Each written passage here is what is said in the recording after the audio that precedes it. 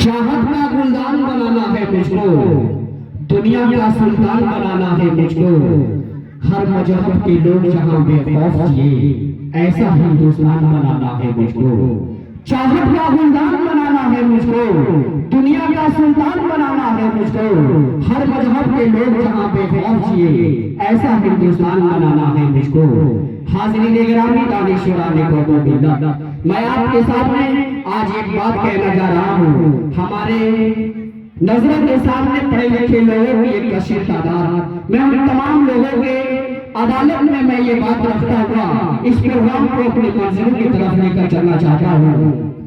आज के इस प्रोग्राम के ऑर्गेनाइजर जनाब हाफिज तबरेज साहब, जिन्होंने इस बस्ती, इस मुआशरे की मस्जिद की इमामती की जिम्मेदारी को फराइज अंजाम देने के साथ साथ आपके सोसाइटी के अंदर, आपके मोहल्ले के अंदर, आपके मुआशरे के अंदर, आपके समाज के अंदर एक ऐसी मकसद की बुनियाद डाली जहां से इस मुआशरे के तालिब इल्म, इस समाज के बच्चे, आपके बच्चे, इस सोसाइटी के बच्चे इल्म हासिल करके पूरी दुनिया में अपने नाम को रोशन कर सकते हैं।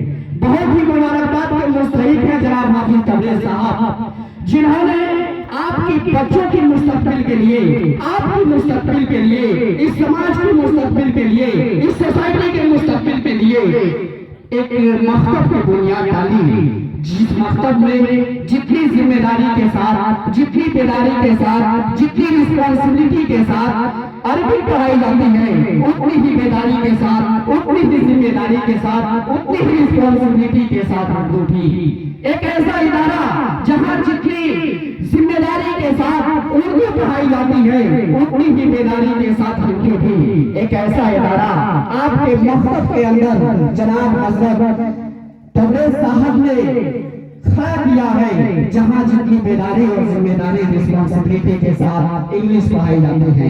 ये चार जमानों का संगम अंतर्राष्ट्रीय पाकीज़ा सरजमी से होकर गुजरता है। मुझे ये कहने दे, हमारे नजरों के सामने तमाम लोग मौजूद हैं, मैं उन तमाम लोगों के सामने ये बात कहता हुआ आगे बढ़ूं कि गरज कोई छुपा है एहतराम के पीछे, गरज कोई छुपा है एहतराम के पीछे, जरूर कोई मकसद है सलाम के पीछे। आप अपने घर में करोड़पति है मगर नमाज पढ़नी पड़ेगी इमाम के पीछे। आप अपने घर में करोड़पति होंगे मगर नमाज पढ़नी पड़ेगी इमाम के पीछे। आइए मैं ये बात भी आप सबको कहता चलूं, मैं मुबारकबाद पेश करता हूँ जनाब हाफिज तबरेज साहब को इस तमाम जिम्मेदारों की तरफ से, इस मुआशरे के तमाम जिम्मेदारों की तरफ से, चूंकि इसलिए इन्होंने एक ऐसी इदारा यहाँ कायम किया जिनसे मुझे बहुत सीख मिला। मैं ये कहता हूँ कि इनके तारीफ में मैं कम कहूँगा, आप ज्यादा समझना, बादशाह को कभी ना प्याला समझना।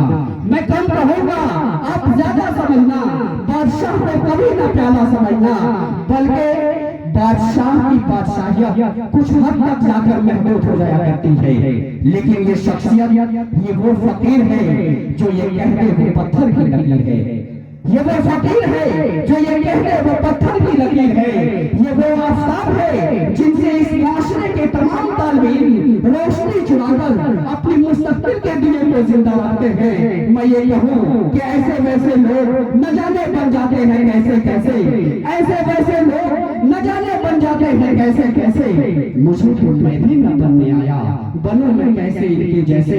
और आइए मैं ये बात कहूँ, मैं इमाम साहब को ये बात कहना चाहता हूँ, एक एडवाइस देना चाहता हूँ कि मुस्तकबिल में इतना खसारा तो नहीं हो सकता, मुस्तकबिल में इतना खसारा तो नहीं हो सकता, एक भी गलती दोबारा तो नहीं हो सकता, मुस्तकबिल में इतना खसारा तो नहीं हो सकता, एक भी गलती दोबारा तो नहीं हो सकता।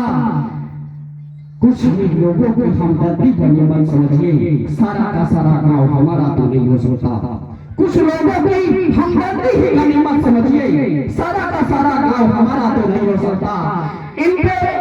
इनकी आबरू को चोट पहुंचाने वालों, इनकी शख्सियत पे उंगली उठाने वालों, इनकी समाजों को नुकसान पहुंचाने वालों, आज के इस प्रोग्राम से तुम्हें ये मैसेज दिया जा रहा है कि सिर्फ उनकी ही नहीं, जड़ लेगा पटक के मारेगा, सिर्फ उनकी ही नहीं, जड़ लेगा पटक के मारेगा, अपने पंजे में जकड़ लेगा, पटक के मारेगा। मारेगा, इनकी सामान को नुकसान मत पहुंचाना, वरना जिन्नात पकड़ लेगा, पटक के मारेगा।